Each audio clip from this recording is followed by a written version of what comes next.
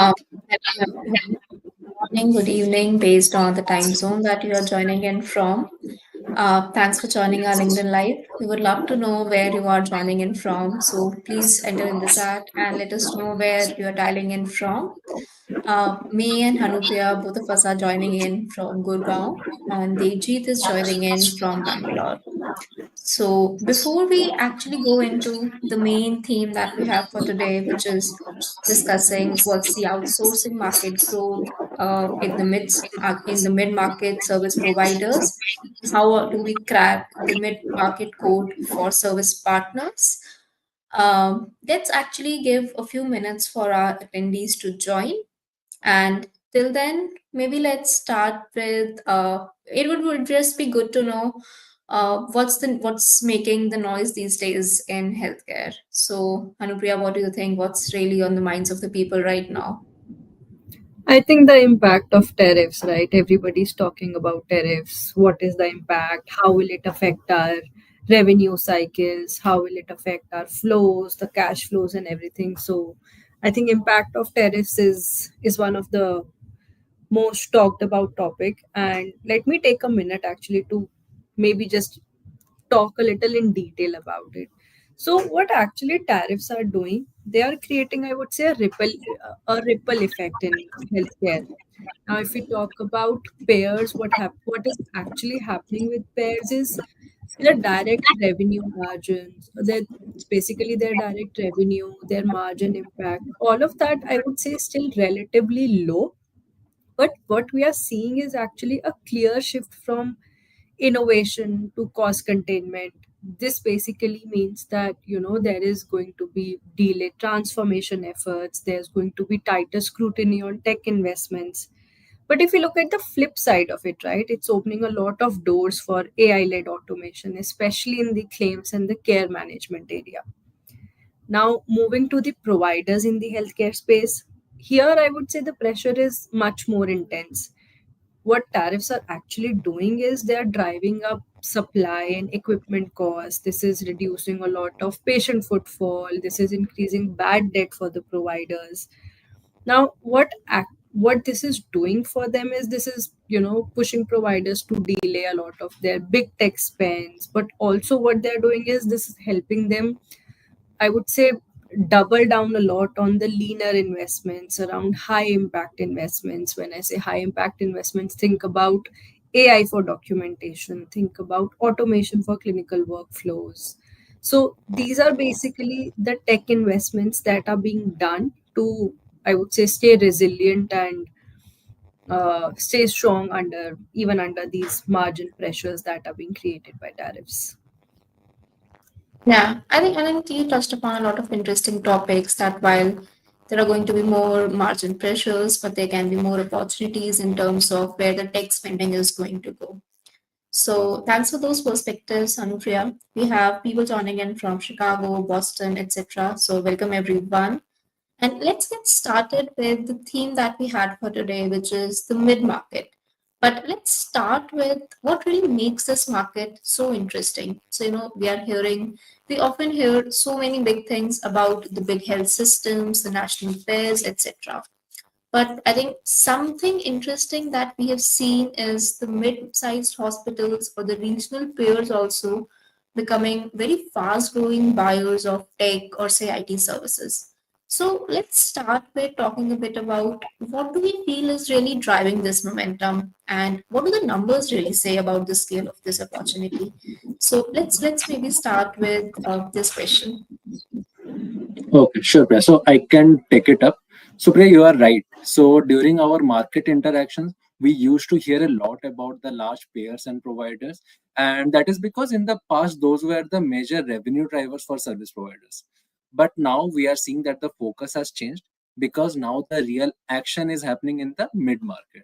And as per our research, we are also seeing regional players like Blues and even mid-size hospitals. And when I say mid-size hospitals, those are basically in the revenue range of around 1.5 to 5 billion. So these are growing faster than the big guys. And definitely the question is why all of a sudden is this shift? Well, they are under tremendous pressure to modernize. and now they also have the budgets and they have the leadership buy-in to do it. And that is because if they don't do this now, then definitely there will be laggards in this. And to give you a perspective, even I can also speak some numbers. So this segment is around 30 to 35% of the total healthcare IT services market, and they are expected to grow at a rate of around 8 to 10% a year. And just to draw parallels, just to give you a perspective, that's almost double the growth rate of the overall healthcare market. So this is definitely one of the major reasons for the healthcare IT service providers to focus on the mid-market segment. Yeah, yeah. So Devjit, you actually mentioned a lot of interesting points, but before I touch upon those, I also have a question for our audience. So I would love to understand from our audience as to what do you feel is the one area where mid-sized service providers are most invested in? What do you think is that one thing which really matters for our mid-sized payers as well as mid-sized health systems? But coming to your point, Devjit, I think you mentioned how there is enormous pressure on them. They're also growing faster. They are competing with the big boys, etc. So I think one thing that we've seen a lot happening over the past 2 to 3 years, and actually happening on both payers as well as the provider side of the houses, that there's a lot of M&A activity that has happened in different shapes and forms, be it mergers, be it acquisitions, or be it the partnerships with some of the associated entities. What has really happened is that when the community health systems or your health plans or your regional blues are undergoing some of this M&A activity, a lot of these deals are actually coming up with a lot of integration challenges. So what it also means is that it is going to reshape a lot of your IT playbook in the mid-market healthcare ecosystem.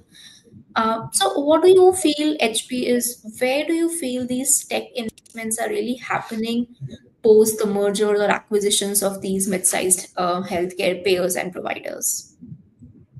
Completely agreed, Priya. I think it's a big moment for M&A in the healthcare mid market. We are seeing, as you mentioned, right, we are seeing regional blues, we are seeing community health systems increasingly turning to M&A. Now, let me also, put some numbers here. So if we talk about numbers, then Q3 2024 actually, that saw 27 provider M&A deals, which actually is like one of the highest in last 7 to 8 years. So this trend, I would say, spans both across pairs as well as providers. But rightly mentioned, right? If we talk about the impact, then every deal brings in integration headaches. The real work actually starts when the handshake is done, especially when it comes to aligning data, technology platforms, operations, clinical workflows. Now, talking about what is shifting in IT playbook. So, first, I would say is data consolidation and platform standardization. This, I would say, becomes a top priority for the enterprises. Then, second, if we move to, I think it would be cloud migration projects. You want to make sure that your all the data is being migrated to cloud. Now, this is more on the fact that this is seen as enablers for scale, enablers for flexibility, and even unified operations across both the organizations that have merged. Now, last but definitely not the least, I would say EHR consolidation is huge on the provider side. Now, think of a health system, right, where maybe let's say one hospital runs on Epic, the other one was running on all scripts. Now, getting all of this together into a single integrated platform, this is one of the most essential and a top priority for both clinical quality and even operational efficiency. Yeah, so I think some very valid points, Hanupriya, and just going back to one of the examples, one of the conversations we had in the recent times, where two health systems, one working on Epic, whereas the other working on Cerner, were coming together, and it was a huge integration challenge that it brought with them. Along with it, the data silos that really existed meant that there was actually a lot of work that had to be done post the merger of these two entities. There's an interesting question out there, which is would the drug pricing reduction that is done by Trump's directive really impact the conversations? Teji, do you want to share some perspectives on that? Yeah, so I think so. As per my knowledge, Trump's tariff was not put on the pharma product side. So even when Trump had put this tariff on different other healthcare products as well as on other industries, uh, it was not included for the Indian pharmaceutical sector. So I believe that the impact on drug pricing won't be that much, and the prices of the drug will remain mostly stable as it was before. So as per my opinion, there won't be much impact on the drug pricing. Okay. Okay, that's pretty interesting. And there's another question which is more around that there are around 350 RCM service providers. Are we expecting a big shakeout? Honestly, when it comes to the provider market, if I see what's really happening, while some expending might take a hit because of supply chain costs really going up, there's no real shake that's really happening on the RCM market, given that's one of the core businesses of healthcare providers, and they're actually going to outsource a lot of it, given that has a direct spending on the revenue that they are able to drive. And hence, in terms of the RCM investments, we actually see that market growing at a very healthy pace. Probably some of the shifts that are happening in the RCM market are probably got to do more with more digitization coming in, more automated play coming in. Now, with the advent of agentic AI or generative AI, there is actually going to be more efficiencies of scale that you should be able to achieve. So that's at least some of the things that we are observing around the RCM services market. So coming back to the mid-sized service providers, maybe so Hanupriya, you touched upon a couple of things. You touched upon platforms, Epic, Cerner, data-related spend, etc. But maybe we can get a bit more specific in terms of so many things that we talk about. What are really the mid-market enterprises really spending it? Is it the modernization of the care delivery, automation of the back office, your RCM, your core admin, claims related processes, or is it more of the digital front door related initiatives? So, what are those top two, 3 to 4 areas where CIOs really are cutting checks? And probably it would be good to know it for payers as well as providers. But before it, maybe I ask HP or Devji to answer that. I would have the same questions for our audience, that what do you think is the topmost area where mid-sized healthcare payer or a mid-sized healthcare provider is really investing in? I think by the Back time to HP. yeah, by the time we get answers from some of the audience, let me maybe become a cheat sheet for them and start with it.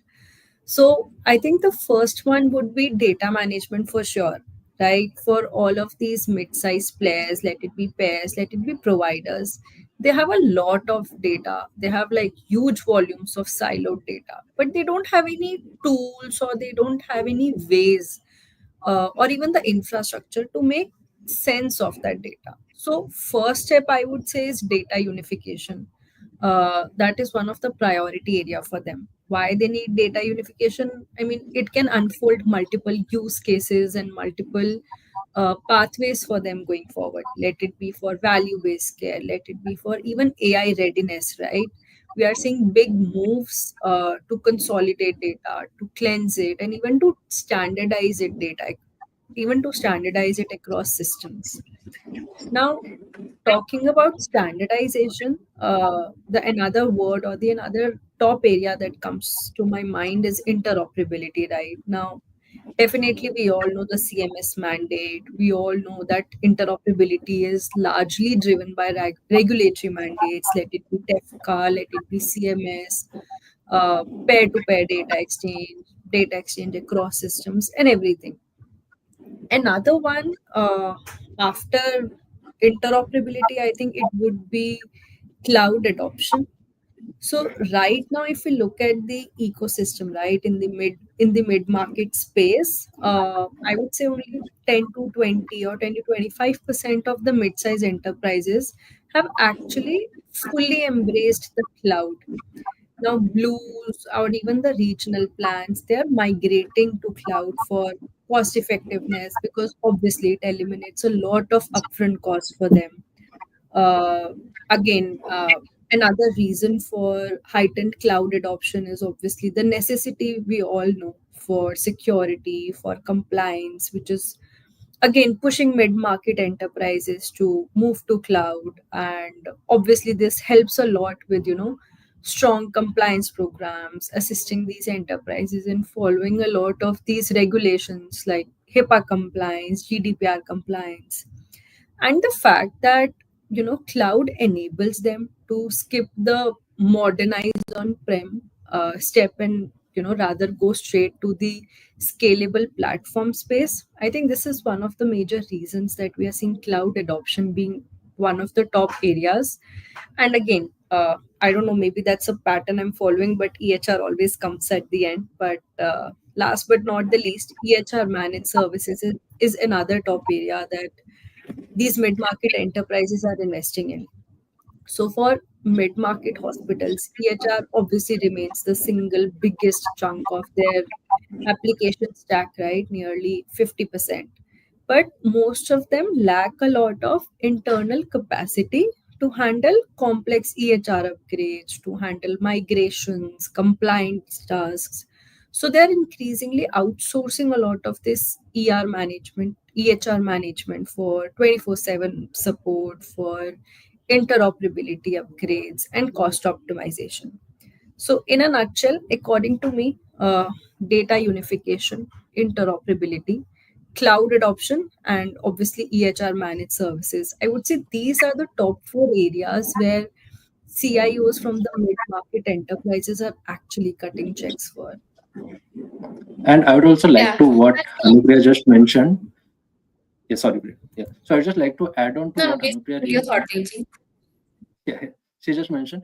So one thing we're also seeing in the market is these mid-sized players are following the road that was shown by the larger players, right?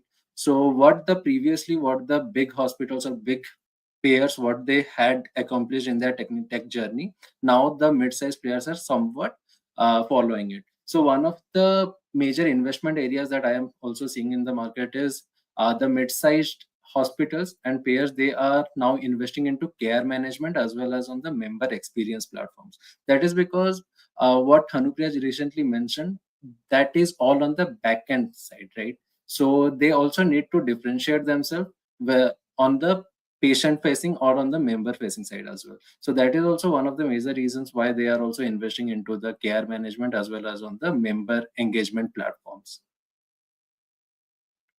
Yeah. So both of you, touched upon things around patient member engagement, interoperability, and cloud. And that's, actually very linked to one of the questions or the comments that we have here. So hi Rajesh Kumar. I'll just read out the question that he has for us.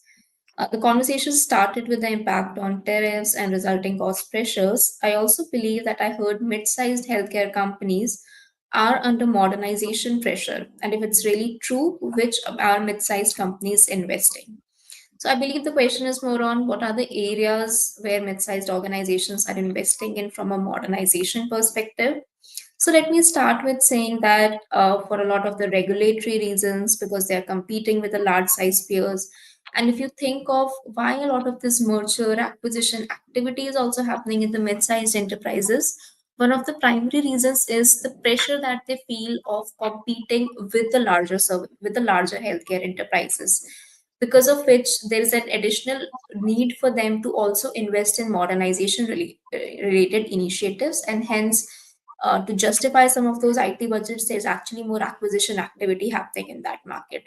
Now, coming down to the fact that, yes, you're absolutely correct. There's a lot of modernization initiatives that these mid sized enterprises are actually investing in to revamp their systems to become actually more capable of competing with the larger players and staying more cost effective and reliant for their end customers.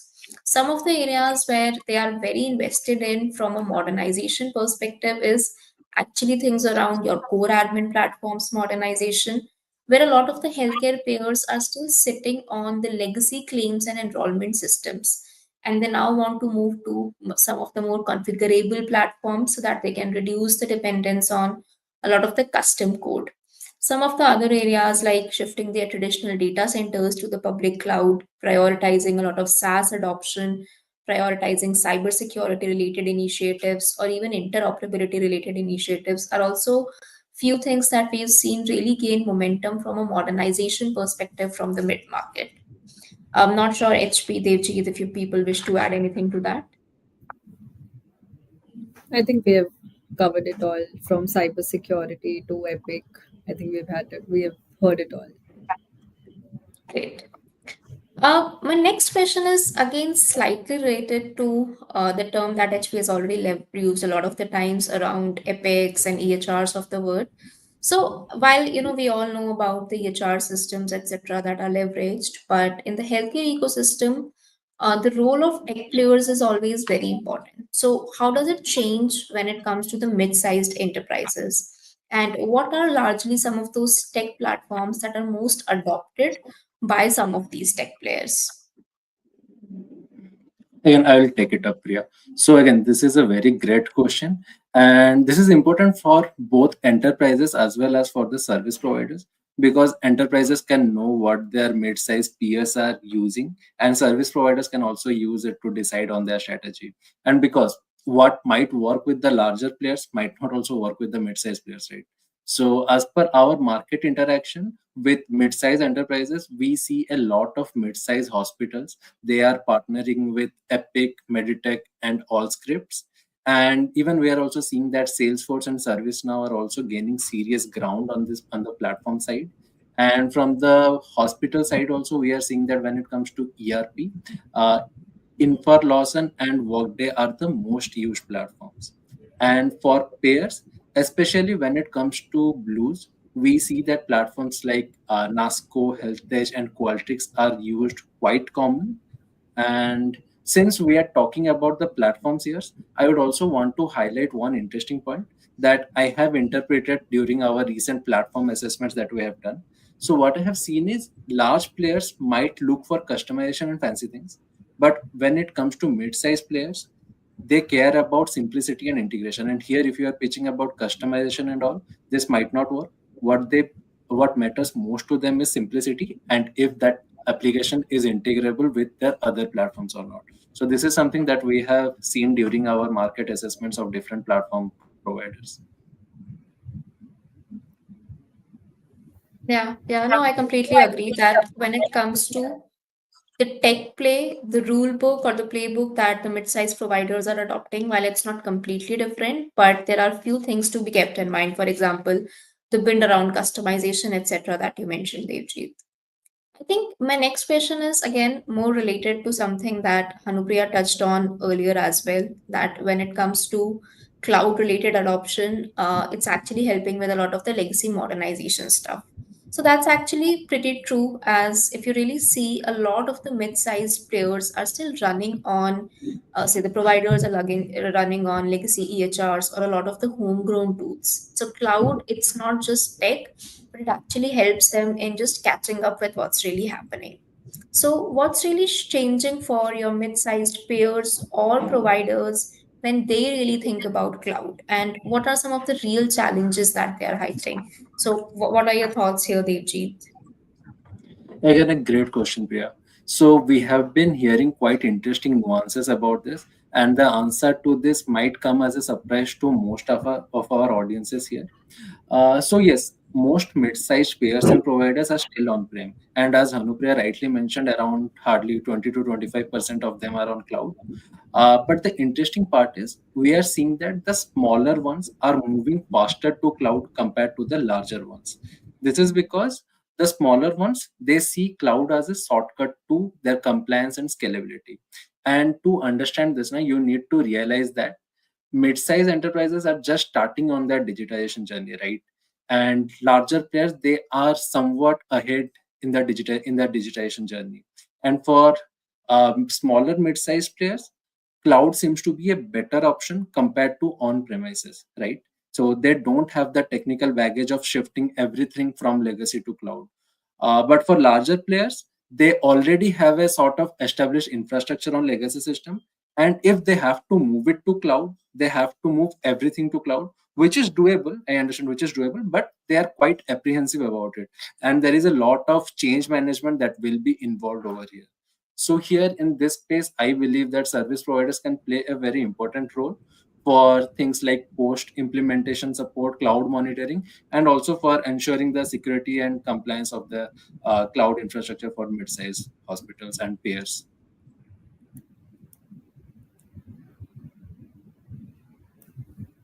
Sorry, I was speaking on mute. I think the key question that still needs to be asked while we are always contemplating the cloud question is that how do we really justify the ROI? And on the same respect, what are the pieces that we can really move to the cloud, whether it's the data, it's the application, etc., or it's the entire stack? And as you rightly mentioned, Devjit, the answer is not going to be simple and is really going to vary across the size of the enterprises. Okay. So I think while we are on the cloud, or maybe I'll have a question for, or maybe first a quick note to our audience. If you have any questions, any other things that you would like to hear from us on the mid-sized healthcare outsourcing market, feel free to shoot out your thoughts or your questions in the comment section. Coming back to some the next thing that I had in mind as we were starting this conversation, and we were also talking about the integration challenges that healthcare enterprises really feel a lot of the times. One of the other things that we always feel is that there is a lot of the data that all enterprises are sitting on. Specifically, the healthcare providers are sitting on a lot of this data, but that actually holds true for the payer aspect also. But because of plethora of reasons, most of that data is actually logged in silos. So, what are some of those early steps that organizations can take to clean up that data or connect and actually make sense of this data? And are there tech players who can play a job here? Are there service partners who are already doing some great stuff there? So it's not just the opportunities that exist in the data management space, but how do the enterprises really go about it? Given data is a very talked about topic, but it's still something that is there's no very clear answers on how to go about their data modernization journey. I think I can take that up. So, if we talk about, I think what you mentioned, Priya, you rightly said it, right? So, healthcare is sitting on gold mines of data, to be honest. But right now, what the problem is most of it is logged in silos. EHR data is here, claims data is there, patient experience data is maybe somewhere else. It is all completely fragmented, inconsistent, and to be honest, even underused. So, and even apart from this, another challenge that we are seeing, right, many of these organizations or many of these mid-market enterprises, they are still very much running on manual reporting, on excel heavy reporting. So even setting up a basic centralized data lake or a reporting layer, that can be a game changer for them. Because to be honest, right now their benchmarks are quite low in terms of when we talk about data monetization, or sorry, data modernization. So, if I talk about what can be done or what can be the role of service providers here, so talking about the opportunity for service providers, first of all, there's a huge opportunity for them. What they can do or how they can come in and help is, one, they don't just have to be a tech player for them, it's more of being, I would say, a strategic data orchestrator for them. Now when I say this, what I mean is maybe, helping them build a modern data architecture. Think about cloud native data lakes, think about ETL pipelines, think about data warehouses. Another thing that they can very much do is offering a data strategy consulting, helping them understand what your maturity levels are, helping them guide that, you can help these organizations, these enterprises go from reactive reporting to predictive analytics, or even Gen AI and even agentic AI. And I think that's just, there's no end to the tech, the next gen technology now. And the third thing that they can do is they can help them implement unified data layers. Now, what these unified data layers will do, they will obviously, they can power clinical workflows for them. They can power operational workflows for them, or even financial ones. So I would say for these service providers, it's not just about pushing out the the shiniest AI model. It's also about laying the data foundation that makes all the advanced tech adoption, analytics, Gen AI, and all of those processes actually possible.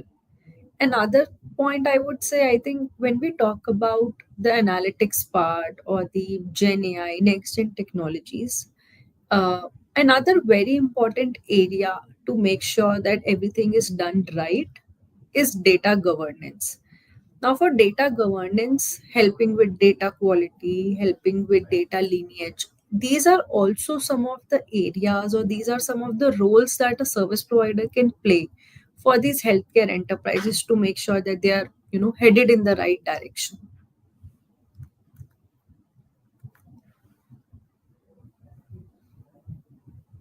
Okay, so I think that was a pretty elaborate viewpoint on how we can go about the data reporting.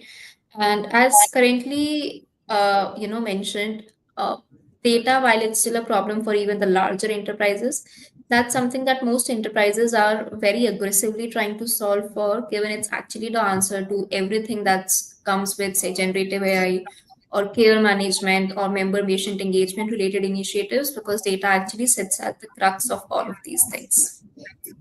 So there is And another Priya, I just interesting want to question. add, Sure. sorry, yeah, I just wanted to add one point on the data. So now here, what I feel is the key is not just to sell the platform or the tool. So, but here what I feel is the service providers that can play the role of an orchestrator and help these mid-sized enterprises build a data backbone. The reason I am saying is that because as of now, the mid-sized healthcare enterprises that for data is one of the most underutilized area for them. And if they partner with someone like someone a platform player or someone like a let's say or any service provider, if they are just building a data or if they are just telling them how you want to use the data, that is not going to help. They need to orchestrate it. They can be their extended data partner for it. So if the mid-sized hospitals are not building it in-house, the service providers can be their data partner, orchestrating end-to-end everything.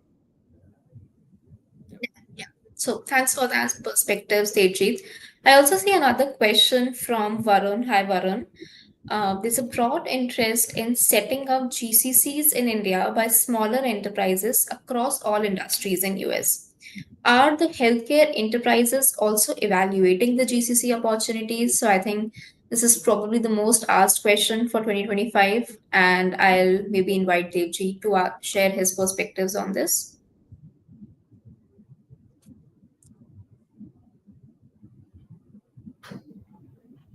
Yeah. Okay. So yeah, we are seeing some of the smaller enterprises are also expanding into the GCC part, as expanding into the GCC part. But here the question needs the what the question needs to be answered is there much sufficient opportunities for IT service providers or not? The answer to it is yes, there are sufficient opportunities for it. We are seeing that a lot of IT service providers they have started uh, building business units which is primarily focused on GCC part, and there are a lot of opportunities in the GCC segment also. Some are like they the service providers they are helping this enterprises in staff augmentation. They are providing them with the right engineering talent that they can help with.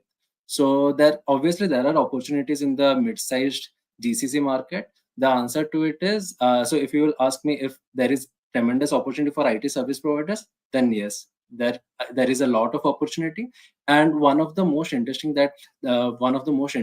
thing that we are also hearing is previously, IT service providers used to think GCCs as a threat to them. But right now, IT service providers are also partnering with GCCs to help them build some of their capabilities. And few areas where they are helping them build their capabilities is one is on managed services. The second thing is also on the GCC transformation. So these are few of the opportunities that we are seeing by the GCC opportunities for the IT service providers. Yeah, so great. Thanks for those perspectives, Tejit. I think you rightly mentioned out that service partners are looking at it from multiple angles and trying to see how to look at GCCs as more of an opportunity play. If I think about the healthcare enterprises, Varun, similar to a lot of the other industries, even the healthcare enterprises are having big ambitions of setting up GCCs in India. However, the success within healthcare has been slightly limited in terms of all the enterprises.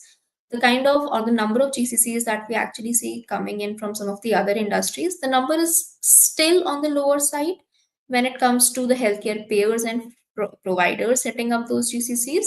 However, having said that, we've actually seen this number go up in the last few years. And specifically on the payer enterprises side, there is still a lot more interest on setting up those GCCs. Okay. So let's start with, we talked a lot about what do these players want to invest in, what's really the investment playbook going to look like. Let's talk some bit also about what are the buying preferences for the mid-market enterprises and the go-to-market. So in reality, winning in this mid-market actually requires a slightly different GTM muscle. So what does that really look like from your messaging to your delivery models to your partnerships? How can our IT service providers really adapt to the GTM that is required for the mid market? Okay, so I will take it up. See, to tap into this segment, the first step is understanding what kind of solutions mid-market players actually are using. Are they looking for point solutions or do they want more customized in-house solutions? So what we have seen is that larger enterprises usually prefer to build solutions internally because they want to have greater control, while mid-sized players they tend to opt for ready-made point solutions. And for service providers, what I feel is point solutions can be the foot in the door. So one smart approach is to identify which platforms are most commonly adopted by the mid-market healthcare organization. And this is also something which we have touched upon earlier. And service providers, they can partner with those platform vendors, act as system integrators, and offer implementation and support services.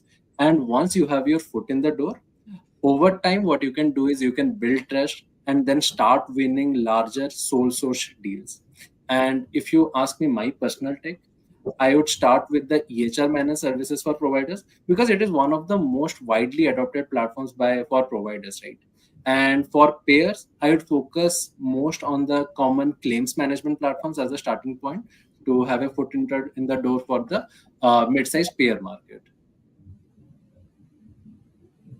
Okay, that makes sense. And I think if I have to kind of draw out the summary from there, the core businesses are always going to be the first ones to get outsourced because they are the must-haves or the ones that are really going to have a direct impact on the bottom line as well as the top line. So probably starting from those areas could be the winning strategy for these IT service partners.